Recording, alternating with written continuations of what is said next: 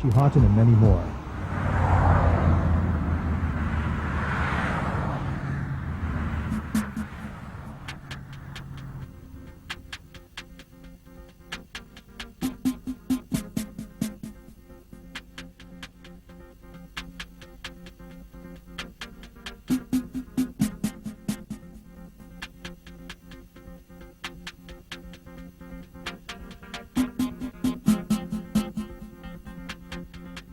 And if you look at the city, is remnants of decaying industrial and riotous times.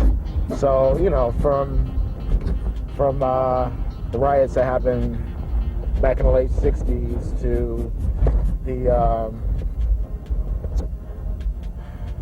recession that's happened with automotive companies during the 70s, unfortunately, Detroit got the worst part of it.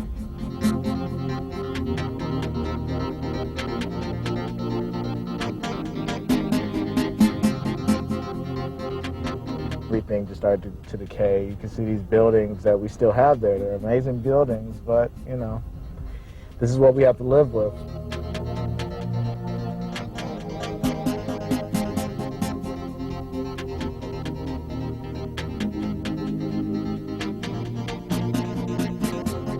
The mentality of the machines, considering the assembly lines of the automotive companies, you know, we've gotten our inspiration from that decay.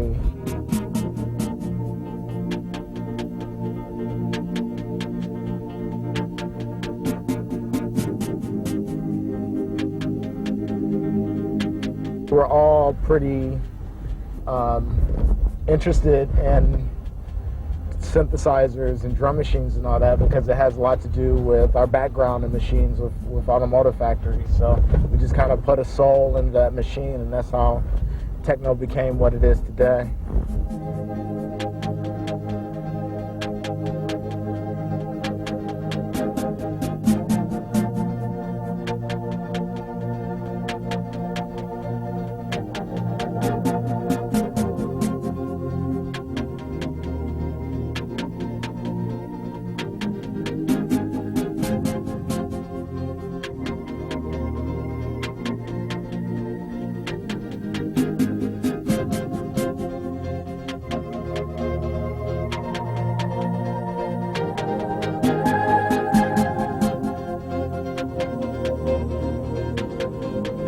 Start coming to the Motor City. Truth is truth. I was sent here from God. I'm a prophet. You keep your focus, man. Detroit ain't no joke. This is the Motor City, man. We're talking about the question of boundaries in Detroit, which is a major factor for anybody living here.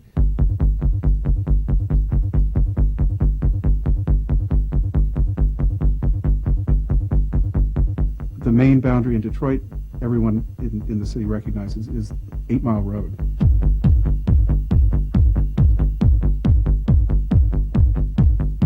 Eight Mile is the northern city limit between the city of Detroit and generally what's known as the suburbs.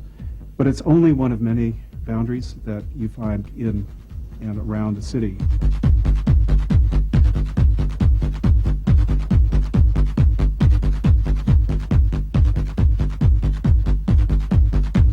As you head out through East Detroit toward the very upper middle class and even ruling class suburb of Grosse Pointe, at which point what was a kind of depopulated industrial or even post-industrial environment suddenly turns into a kind of inflated version of an American suburb or small town.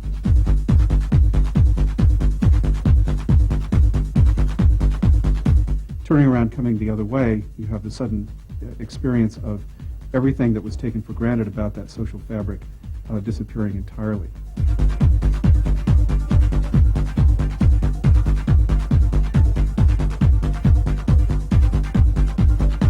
The way I approach that is to think of that experience as basically painful, negative, but something that anyone living in Detroit has to deal with and has to acknowledge, that the city is rifted with borders and boundaries.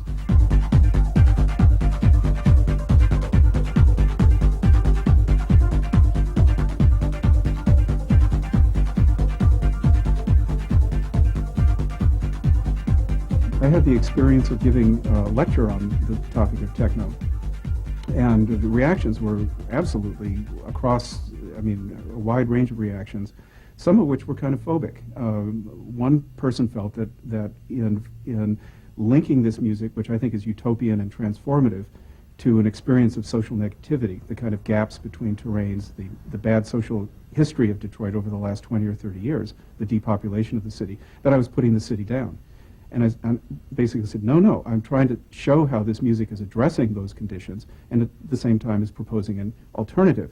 But that alternative wasn't recognizable within the cultural codes that this particular respondent had. And then there was a kind of investment, why are you trying to tell us something about our community that we don't recognize? So the reception has everything to do with the way that communities structure their own value systems. And there's an element of the outside in techno. It's recognized in Europe. It's not entirely even understood to exist here.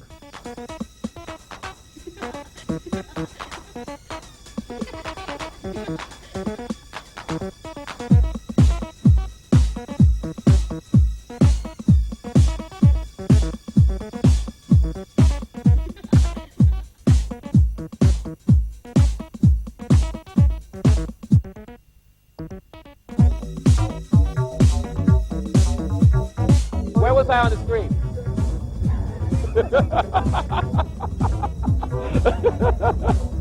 That's right. I love you. I got you. There you are. Bam. Your mama. We never felt like we were really a part of this city. But at the same time, the resentment and the anger sort of developed this sort of underground or demented passion for Detroit and for all that it stood for. Because we decided, we hate you so much, we're going to change you. We're going to turn you out. We're going to freak you. We're going to fuck you in your ass. What did you? No, we decided to lay her over and fuck her proper. We're making love to her right now, because she's a much nicer lady than that. And we realized that as time went on. And we realized that she wasn't stupid. She was just a little bit lost. So she needed to be let out the woods, And we sort of lost our anger and we gained our passion.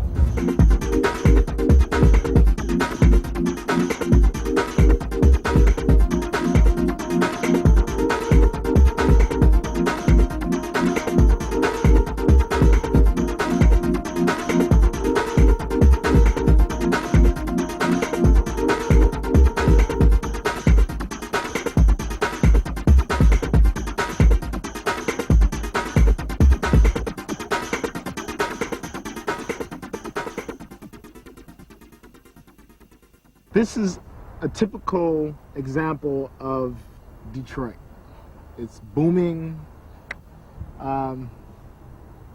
just beautiful structure. It was booming when I was a kid, and now 20 years later, it's just totally fucked up. Every time I pass by this building, I'd think, one day this could be mine. I'd renovate it. I'd make it into something just amazing, and just from seeing it, not that it's, being a big shot by owning it or whatever, but just because the artistry that's gone into this building to develop the architecture on the inside is ridiculous.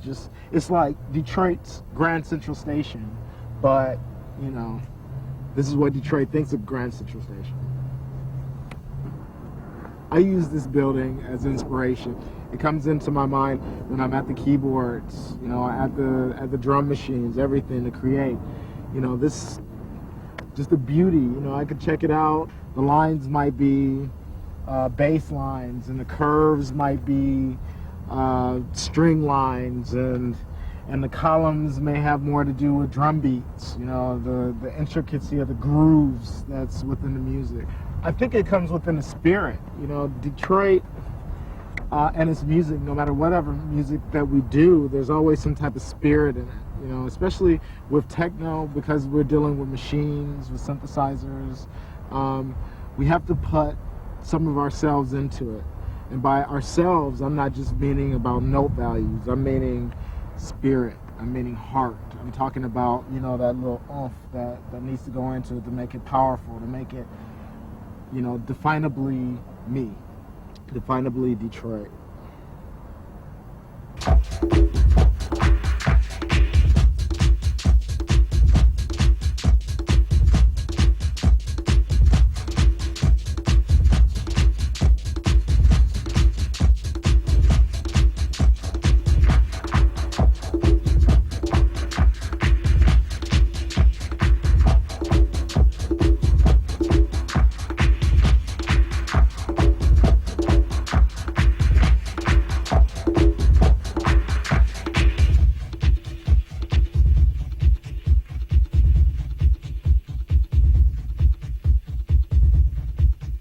For me, describing what Detroit techno is to people over the years, it's the same.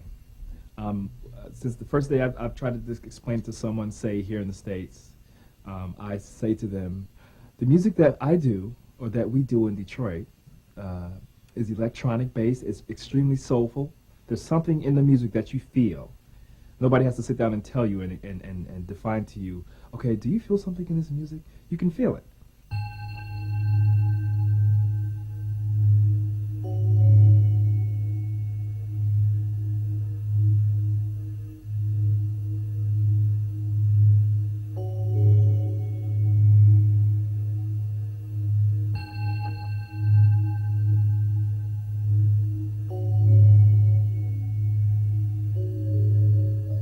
I think techno is taken an extremely wrong turn because of the fact that a lot of these companies, all of these companies, they're making these boxes, these techno boxes.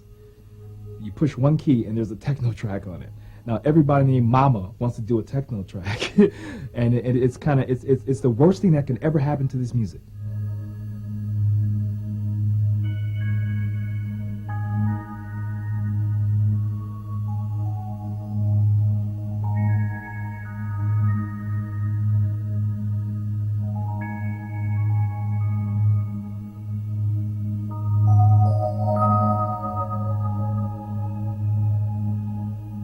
The new album I just completed is not a completely different album. I can't do that. I'm not an innovator. You know, I just carry the torch, and I ain't trying to. You know, I'm trying not to trip and fall. I'm just trying to do the music. Trying to do what I think is good dance music, and it doesn't have to be dance music. Good electronic music. I'm sorry, because I don't try to sit in the studio and specifically do music for the dance floor or anything like that. I just do whatever comes to heart and mind.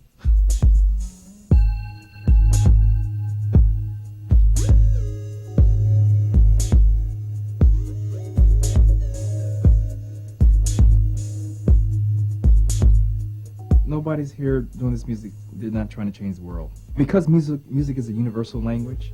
I mean, I found this out through my travels all over the place. That one of the common things that we have as human beings is music. And the fact that you don't have to have any lyrics or anything, it transcends all races, barriers, or anything. So I wouldn't even just say it's just specific to Detroit techno. When I do a track, I'm not trying to like change the world or try to make any type of statement. I'm just trying to do some good music.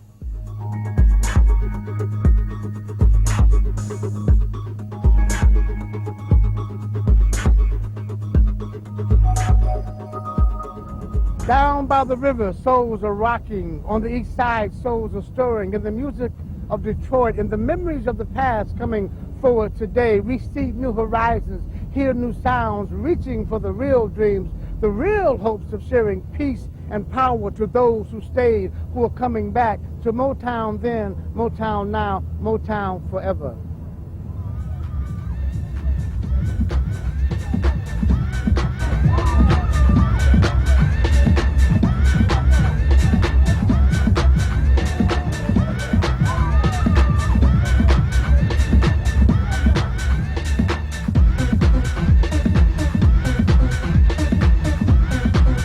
Welcome to Techno Town. This is a celebration of Detroit music and creativity that is long overdue. This music brings together everyone, and it's the reason that we did this. But there is someone that is behind this gift. The city of Detroit. And our city gave this to you as a gift because they believe in you and they want you to come back and join what is being created here by our wonderful artists. And I would like you to thank them for this gift of 78 free performances on 4 stages for 3 days in the heart of our city.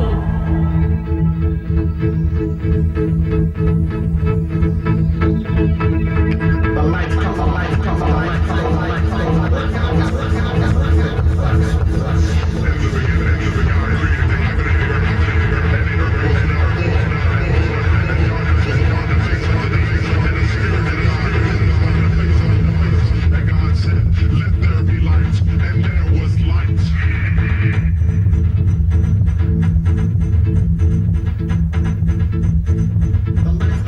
We used to listen to people like Electrifying Mojo on the radio, you know what I mean, who inspired us, who played everything from Devo to James Brown to Parliament Funkadelic to whatever, you know what I mean? And it was, you know, he used to come on with 15-minute interludes with spaceships and stuff like that. So I knew something was going on futuristically with the music in Detroit, because it wasn't just your average, you know, music that I was hearing. I was hearing stuff that, you know, people weren't even thinking about listening to, you know? And I would define Detroit techno more of emotions, you know, more based around the prodigies of our environment, you know what I mean? You know, making music on the bedroom floor, you know, not worrying about a big studio or a record company to invest into the project, you know what I mean? It was just more or less of just, you know, making it happen and gaining the respect. When, you know, you taking the cassette tape that you made that day, taking it down to the club and letting the people listen to it, you know what I mean? That was what it was all about at that time. How long do you think it would take them to divide?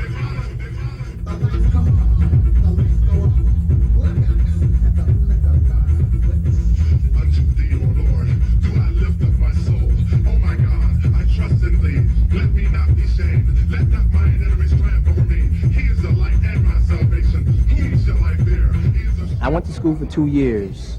I went to school like in Tennessee, and I used to make trips every weekend to come back to go to the club called Music Institute, and it was like an 8-hour trip. I used to come back like every other weekend to come experience what I was missing down in school, you know what I mean?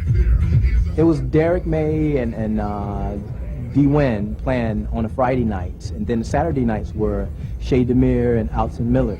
Friday's theme was more of the futuristic, you know, Detroit techno, hardcore scene. Saturdays were more dedicated around house, disco, vocals, and stuff like that. You know, I was a faithful Friday night guy. Yeah, I was there, you know.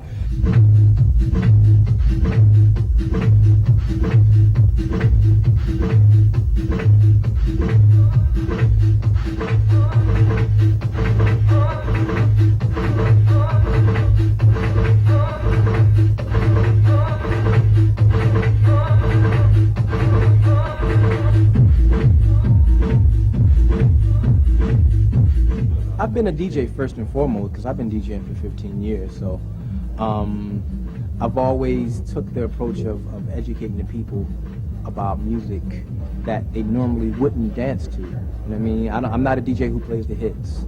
I'm not a DJ who plays the crowd favorites all the time, you know what I mean? My thing is manipulating people's minds to make them dance to something that they normally wouldn't dance to at all. You know what I mean? Taking them on a musical journey.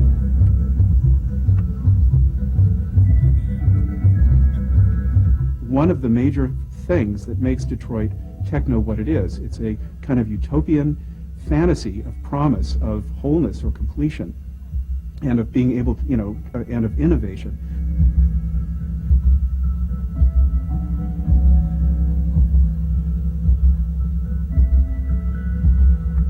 It's not just a reflection of something bad, put it that way. It's also an embodiment of certain ideals of community that exist and have continued to exist all the way through.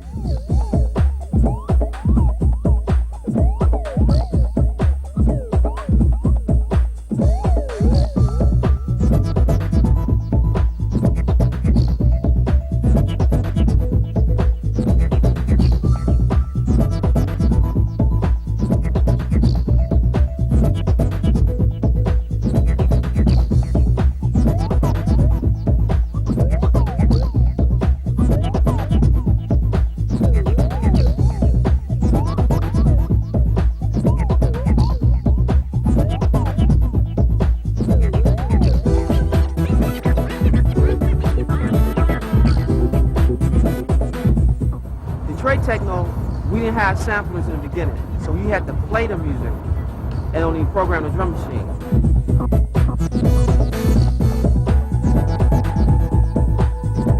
You know, techno is music playing, like Knights of the Jaguar just came out. It's people playing, learn how to play the keyboard, and expressing your feelings within your fingers instead of sampling. And that's the difference from us back in the day. We didn't have a sampler. Well, kids now have a sampler. The Chicago kids had a 4/4, and 4/4 is 1, 2, 3, 4. The kick drum, 1, 2, 3, 4. Well, Detroit cats was do ta, do ta, do ta, do ta, do ta, ta, do ta, and that was our drum. So that separated us from Chicago and New York. And Todd Terry was like really the forefathers of the sampling, cut and paste stuff. So that kept us different because it was so much funk.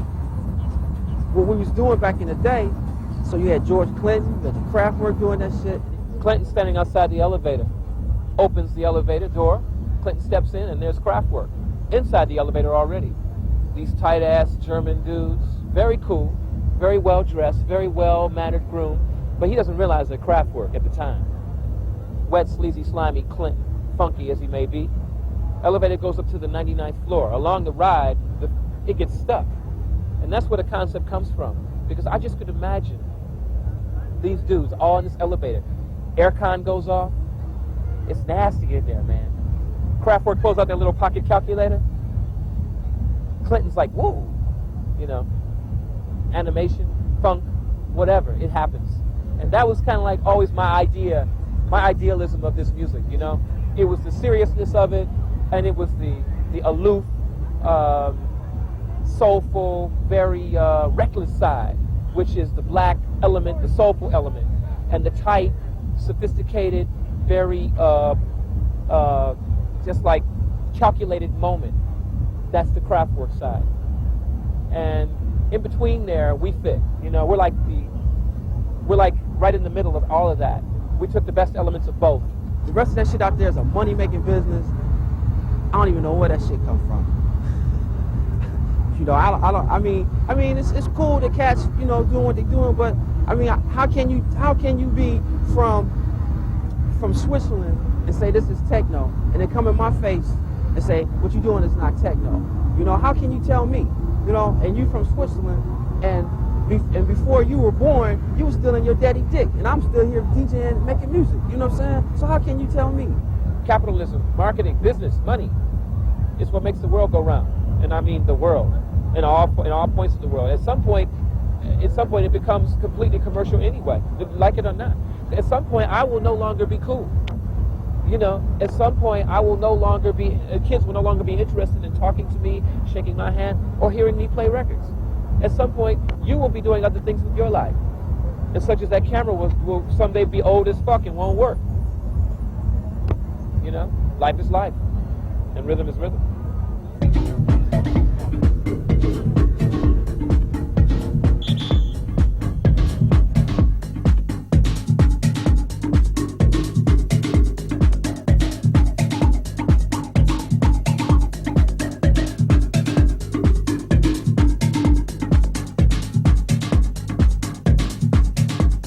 Octave One is more like our spiritual kind of deep vibe. It started out almost as an orchestra. A lot of string sounds, very percussive, real kind of dreamy, you know. And over the years, it just progressed into, I guess, even more percussive sound. Yeah. As we got older, you know, we musically started really venturing more into trying to evoke emotion with, you know, string sounds, voice sounds, and trying to really incorporate, you know, the what we think is the more orchestra sounding things into dance music, you know, into what everybody else calls, you know, techno.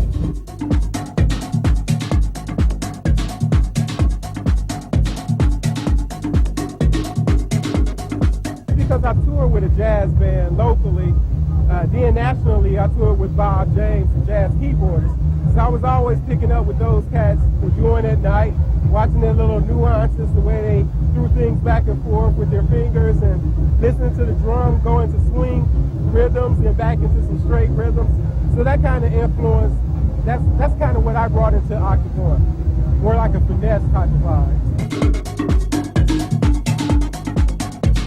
As us being brothers, you know, it really helped us out a lot. We're used to being together and used to not getting in each other's way and stuff like that. So he can start a thought and I can finish a process, Exactly. you know. So it's kind of like, it started out too, like our Barry White's Love Unlimited Orchestra. There's kind of like mentality behind it. Funky, stringy, kind of dreamy, you know, and percussive. My idea of what soul music is or was is completely different than what my mother may have thought soul music is or was. So I completely take that idea and I reinvent it.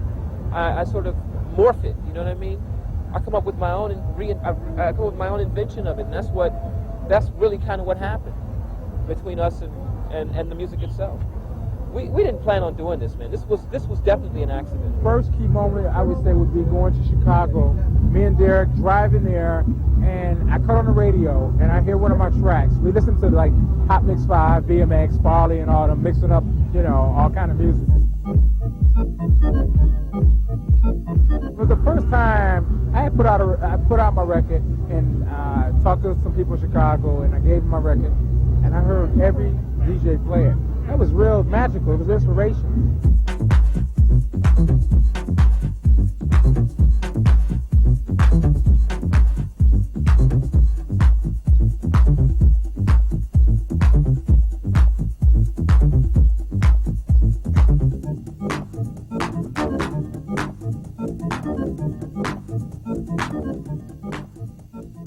The whole musical scene is going to keep growing. I think this festival is great to all the music that we've done already, and then we can get some younger cats out of it and get some more of the urban kids involved in with the music we do, you know, because when we first started, especially in the college days, a lot of urban kids were really into the music. Then hip-hop took over, and we kind of lost out, you know, as far as people knowing that we were involved in this music, you know. And now, you know, I'm hoping that it's a good combination, because there's a lot of soul that can come from this music, and it doesn't just have to be hip-hop or R&B. It can grow through techno, through Detroit techno, and inspire people. The integrity of techno music will always be, we always will carry that, because we believe that, and I speak of all the people here, we've always believed, man, that we possess the most soul, and that's the secret of the music. That's the simple secret. I mean, you can make as much, you can get as technical as you want, you can get as many computers as you want, but the simple element that makes it all come together is simple soul. And if you don't have it, then you ain't gonna get it.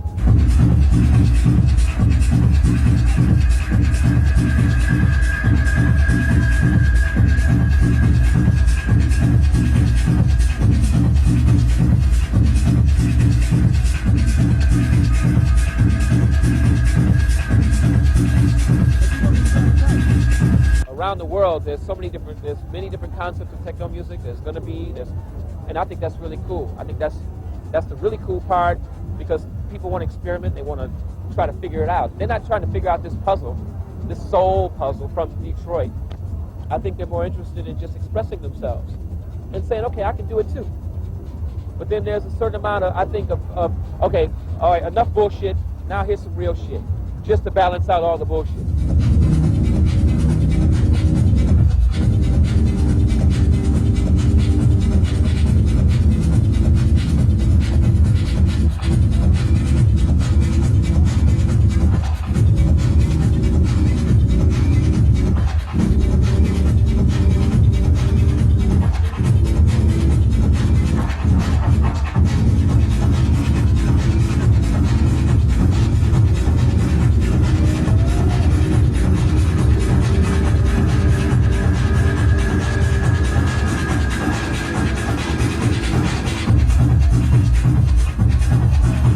There is something here that none of us know exactly where this will go. I don't know what or where this will end up. We are in a city where up until 1 week ago have cared less about its forefathers or the inventors or the music itself. They gave a shit. They didn't give a shit.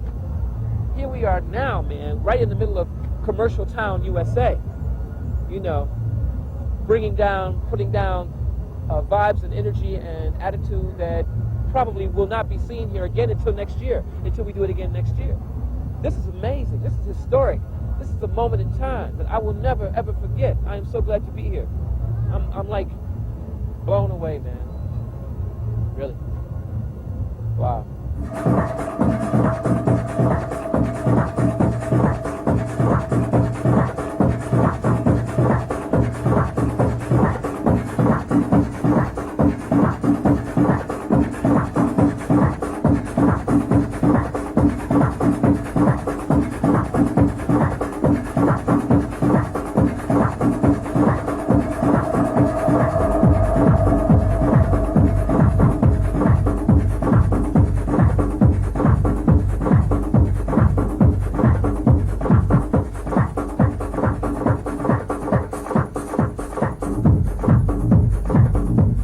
Detroit is not glam and glitz.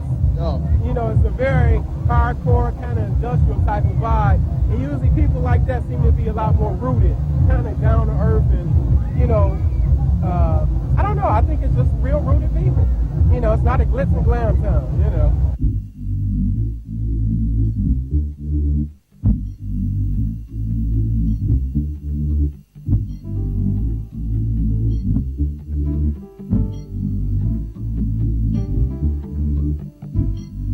Can you imagine a world without sound? Without sound? Without sound? Without rhythm? There'd be no life. Without soul? Can you imagine a world without music? We'd be lost. Without rhythm? Can you imagine a world without soul? Without music, there'd be no life. Without house, we'd just die. We'd be lost, slowly die.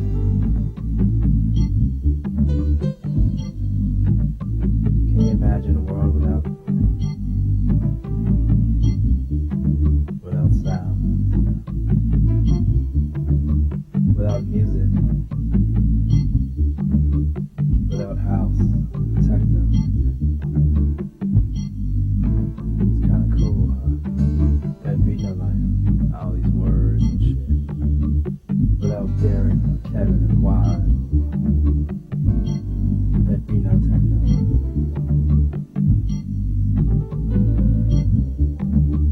Can you imagine a world without love? Without sex?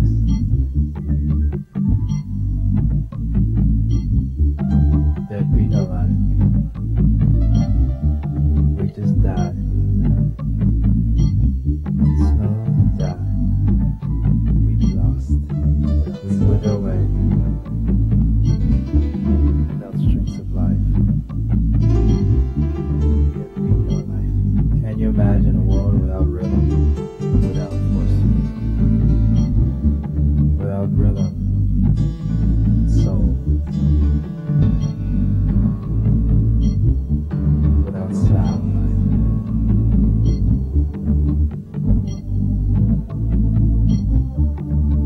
Without rhythm, soul, and sound, music. Can you imagine the world without house, techno, strings of life, rolling? There'd be no life. 303, 909, 808. Without force field, there'd be no life. Self-evidence.